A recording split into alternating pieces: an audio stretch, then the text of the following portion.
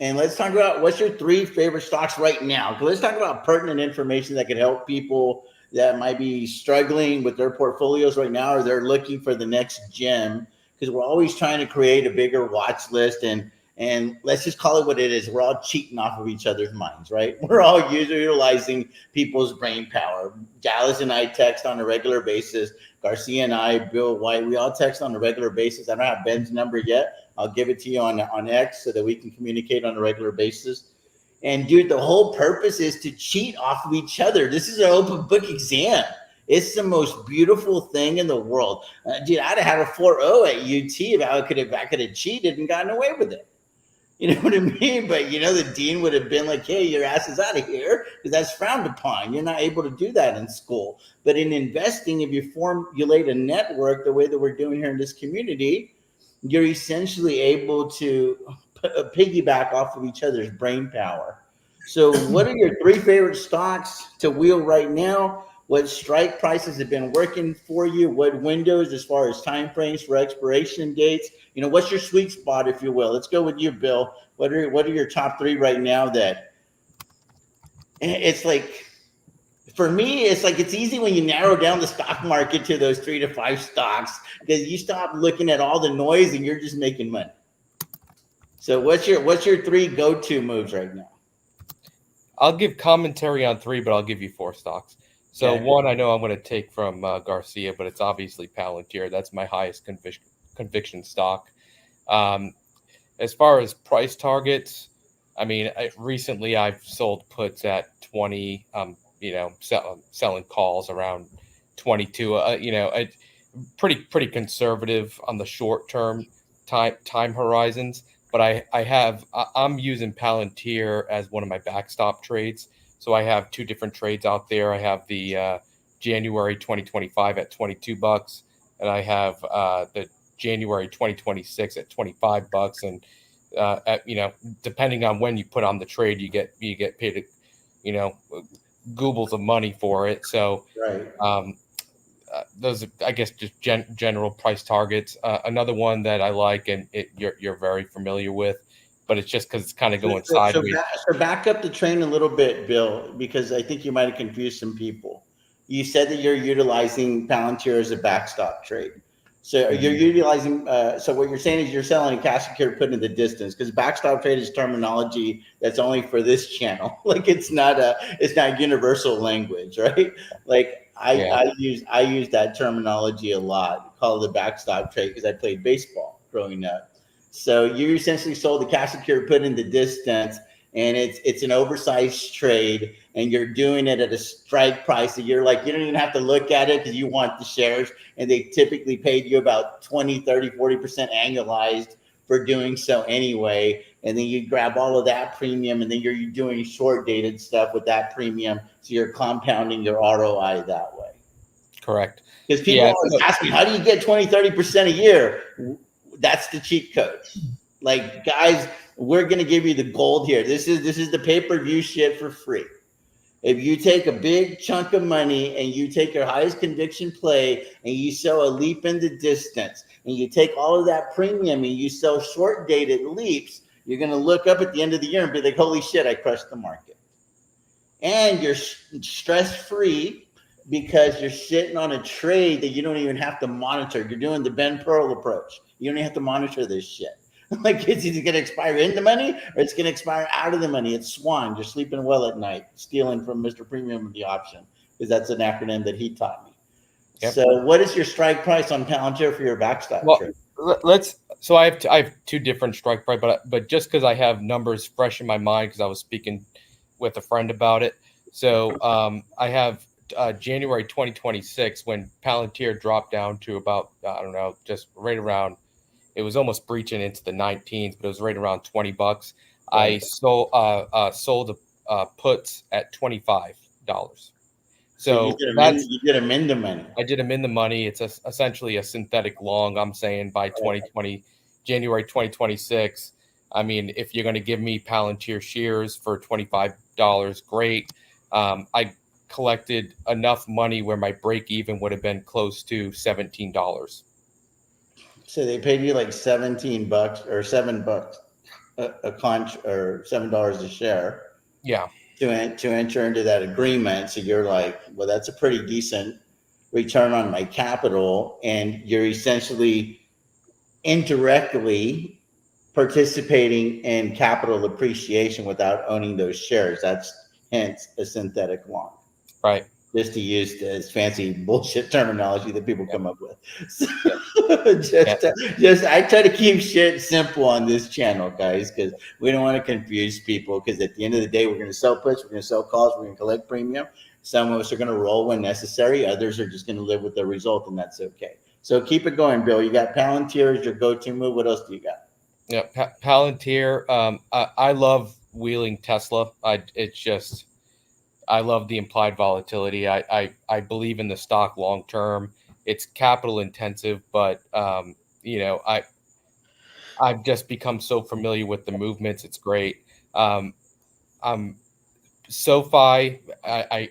People are hating the fact that it isn't mooning all over the place. I love the fact that it's just kind of in this range bound where, I also have a backstop trade on SoFi at $7 strikes, and I'm just selling puts, selling calls, constantly collecting premiums. I'm with you, TJ. Like, people have called SoFi to, go to be $20 this year. I'm, that's not going to happen. I mean, maybe $10, by the end of the year. I don't know if it beats that great, but we'll figure it out. I guess my consolation stock that I just want to introduce people to, I think it's underrated. It is capital intensive, but it's ELF. Are you saying I need a little elf in my life? Is that what you're saying? No, you're looking good. Elf on the shelf? Isn't that what Jeremy calls it? I saw a video where he talked about elf on the shelf, the makeup company, right? Yeah. Yeah, dude, people love that product, dude. I don't know much about the stock yet. I did a little research whenever you told me the other day when I was getting the Manny and the Betty, and you made fun of me. Dude, people really, it has a cult following. I mean, it's a sticky business. Like, people really love the product. Yeah, and that's all great, but I was actually surprised by when I actually did some research on it, just how good the premiums are. Yeah, they're juicy, dude. They're really, really juicy for sure. Very cool. Ben, which ones do you go? I'm gonna give them spoiler alert. I know that you are all about Clean Spark. Talk to me about how you're making money with Clean Spark. Yeah, so I traded quite a lot. So I've been doing solely option selling since about October of last year. Okay. I don't really do, as we've talked about, like the buy and hold for the most part, but there is holding in what I do, just obviously assuming they don't get called away, then I'm obviously on the holding side of it.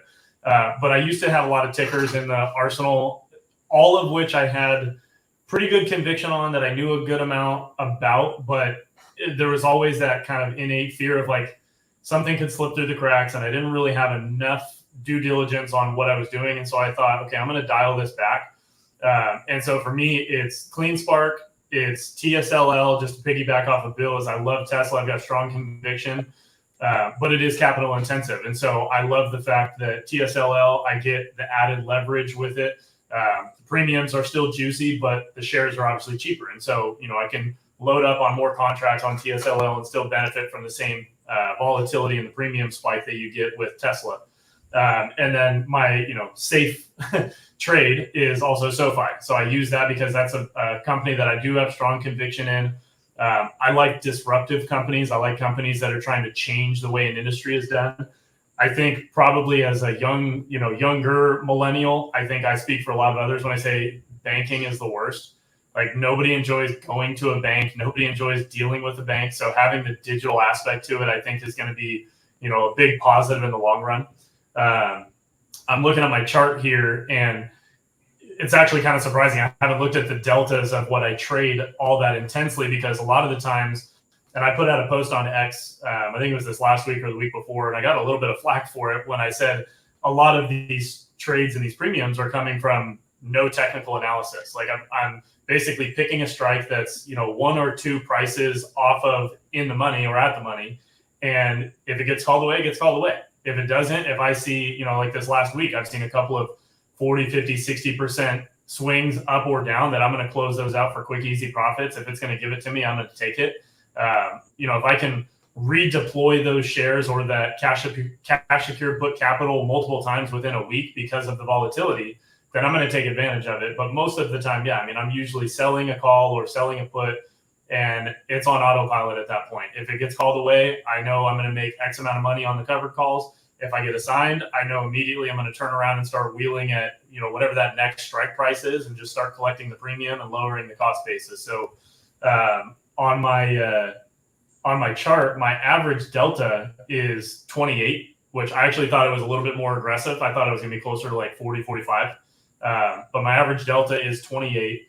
I've got it updated today. So as of, I don't know why it's not updating on my computer, but as of this morning, I've got 1,700 shares of Clean Spark, adjusted down about $1.40 from my actual cost basis. My adjusted basis is about $1.40 a share less. And then on TSLL, I hit this morning a full dollar adjusted down on 1,800 shares. On 1,500 shares. And so, my whole thing is just, again, it's cash flow. I'm going to pick a strike that I'm okay with those shares getting called away. One of the things that I like about, probably not SoFi as much, but one of the things I like about TSLL and Clean Spark is, aside from the fact that there's easy exit liquidity, which my only complaint on Clean Spark is the 5-cent trading increments. That gets kind of annoying when, you want to close out something that's way out of the money and you still have to buy it back for $5 a contract. That's kind of annoying, but if I'm complaining about $5, I should probably do something else. But the volatility is a positive when it comes to the premium. So the three things that I look for when I'm trading and why I've dialed it down to really just those three is conviction in the company, conviction in what they do. Obviously profitable. I don't touch anything that's not profitable. Like it's not something I'm not going to get caught. I know a lot of people love trading Rivian as sympathy to Tesla, but to me, that cash burn is just a scary thing to overlook. A company like Tesla that's sitting on $23+ billion in cash is, quite a safety net to have, no matter how much hate Elon Musk might get on social media or from mainstream media. And so TSLL benefits from that. Clean Spark, Bitcoin volatility is always going to be there. But again, I've kind of accepted when I went into this and learned a lot that I'm okay with getting shares called away. I'm okay with getting assigned cash secured puts. To me, I'm likely not going to hold shares for very long if I don't want to hold the shares for very long. And if I get caught holding them, like I've had these, 1,700 or 1,800 and then 1,500 shares now for a few months. I wouldn't say I'm trying to get them called away, but I'm totally okay if they do. It wouldn't hurt your feelings. Yeah, it doesn't hurt my feelings. Ben's the only real wheeler on the channel. the one that it's funny on X, I could care less about being monetized. I don't think I'll ever get to that point. But the post that I put up about, I don't know how familiar you guys are with it. I know TJ saw it. The post that I put up about selling the covered calls on Clean Spark at $37, basically to use that money to pay off some debt that I had, my remaining debt. Right. Boy, that post got a lot of hate. And the funny thing about that is the number of people who are in that comments about, oh, FOMO this and FOMO that. What I don't understand is, like, anybody who brings up FOMO, you're literally implying that you can time the top every single time. Otherwise, by their logic, every person who sells any stock ever is going to suffer from FOMO. Right. So to me, it's one of those things where it's like, it's as easy as saying, I don't feel FOMO. I accept the fact when I go into a trade, if I sell a cash secured put on Clean Spark at $20, if they get called away at $20, I got paid more than somebody else who sold their shares at $20 because I collected the premium on top of it. So to me, that came out as a win. I came out ahead. It is what it is. With the volatility, likely those shares are going to come back down to somewhere around there, and I can buy back in for even cheaper with the cash secured put on top of it. So, for me, those are the three that I really stick to as my bread and butter right now is TSLL, Clean Spark, and SoFi. I don't see that changing anytime soon. I have strong conviction on all three of them, and I'm going to keep, milking that cow as long as I can. I hear you. Garcia, I know you are Mr. Palantir.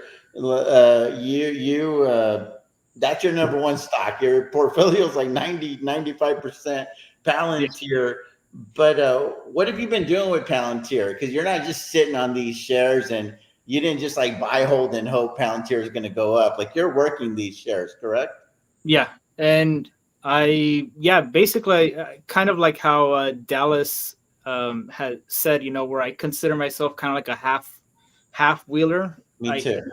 Because I usually avoid assignment as much as possible because I'm in a spot where I kind of want to accumulate as many shares as possible and kind of leverage them over time to get to a place where my portfolio is maybe like at 400 or 500K, and then start turning in, maybe half of that capital into like a wheeling, full time.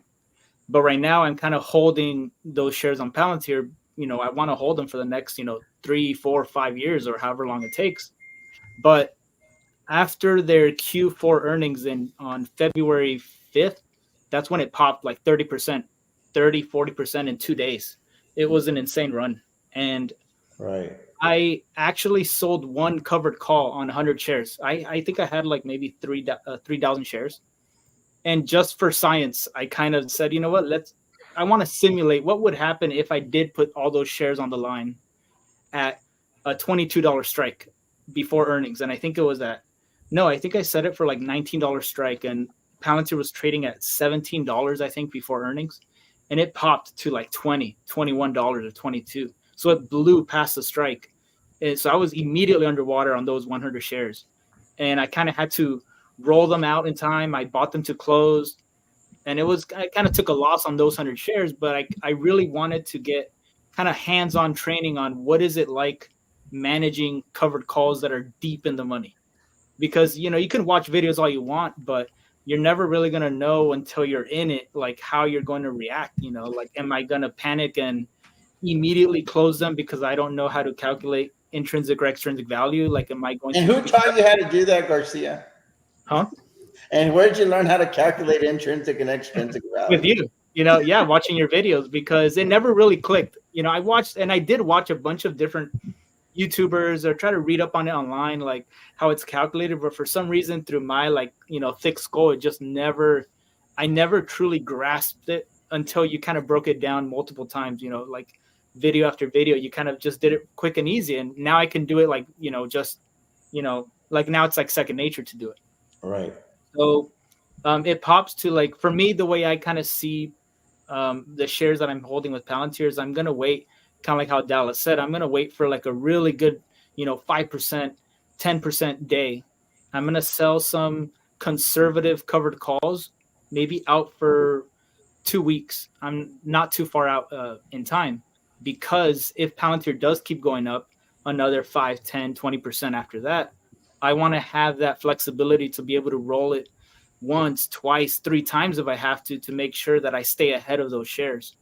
And if I have to sacrifice premium for it, I'm not going to pay premium, but if I have to roll for a net credit of 0, then I'm willing to roll up and strike as high up as I can and kick it down the road a couple months, roll it up from 23 to 26 and from 26 to 30 for a couple of cents. I'm willing to do that because for me, the way I see it is I'm just trying to stay ahead of the stock price as much as I can so they don't get called away early. And TSOL was actually a second one that I was very heavily into back in December. I had a couple thousand shares and I sold them at 14 something.